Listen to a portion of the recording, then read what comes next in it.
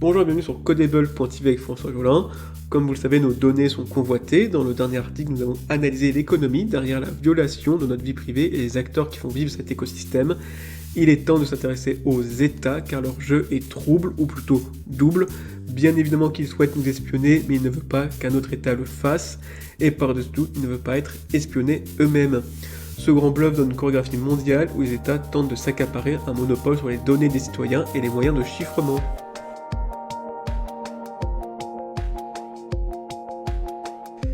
Commençons avec le monopole sur les données, car l'espionnage par le gouvernement n'a de limite que la technologie.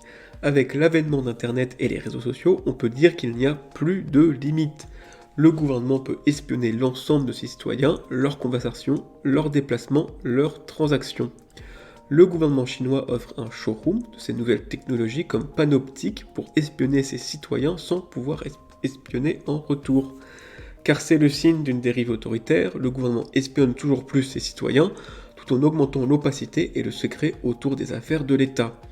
Cette dérive apparaît aussi aux États-Unis qui ont lancé un espionnage massif de la population avec la NSA et qui poursuit violemment toute personne révélant les secrets d'État tels Assange ou Snowden. La France n'est pas en reste puisque la loi renseignement de 2008 oblige les fournisseurs d'accès Internet d'analyser les connexions de tous leurs utilisateurs et de garder l'historique 1 an. Et au même moment où les impôts utilisent les photos satellites pour traquer les piscines des Français, le maigre patrimoine d'Emmanuel Macron ne semble pas lever de doute alors qu'il criait sur tous les toits avoir fait plusieurs millions chez Rothschild. Pendant que le Français moyen devait être scanné pour aller au restaurant, Macron prenait toutes ses décisions dans le secret de défense des conseils de défense. Bref, toujours moins de vie privée pour les citoyens et toujours plus d'opacité dans les États. Surtout que les États veulent être les seuls à espionner leurs citoyens. Alors que le gouvernement américain ne voyait aucun mal à la collecte de données par Google ou Facebook, il est vent debout contre celle du chinois TikTok. Pareil pour Huawei, interdit aux États-Unis car la Maison Blanche ne veut pas d'appareils chinois dans son infrastructure réseau. Les États-Unis savent très bien de quoi ils parlent, et du pouvoir d'écouter les voisins quand on exporte son matériel, l'affaire Snowden a montré que le matériel américain Cisco était vérolé par la NSA afin d'espionner les réseaux de télécom étrangers. Ce que veulent les États, c'est le monopole sur l'espionnage de leurs citoyens. Mais pour cela, ils veulent aussi le monopole sur le chiffrement, car oui, les États espionnent, mais ne veulent pas être espionnés. Ils se retrouvent donc dans une course infinie pour concevoir des outils de chiffrement et les casser. Par exemple, la NSA, connue comme le nouvel œil de Moscou, est aussi en charge de certifier les algorithmes de chiffrement.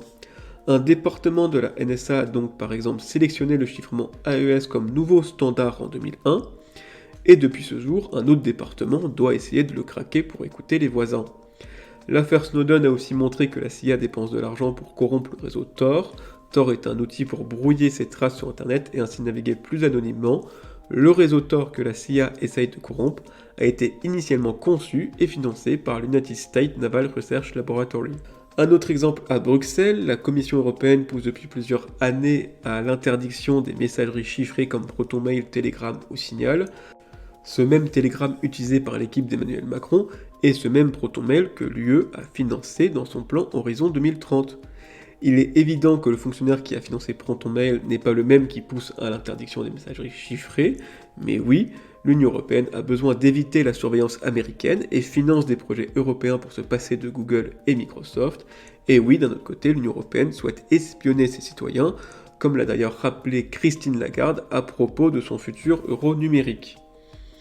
Contrairement au monopole sur la vie privée, le monopole sur le chiffrement est impossible, parce que soit vous avez un chiffrement inviolable pour tout le monde, y compris pour vos citoyens, soit il est faible pour tout le monde, y compris pour vous. Espionner sans être espionné n'est pas possible technologiquement, ou presque. Car l'informatique quantique rabat les cartes du chiffrement. D'un côté, les ordinateurs quantiques sont capables de casser le chiffrement actuel, de l'autre, l'Internet quantique permet un nouveau chiffrement incassable. Les États investissent donc massivement dans cette technologie, le premier arrivé pourra espionner sans être espionné, du moins pour un certain temps. En résumé, la nouvelle technologie d'Internet, du numérique et de l'informatique a totalement saccagé notre vie privée, mais nous verrons dans le prochain article que cette même technologie peut mettre fin au saccage.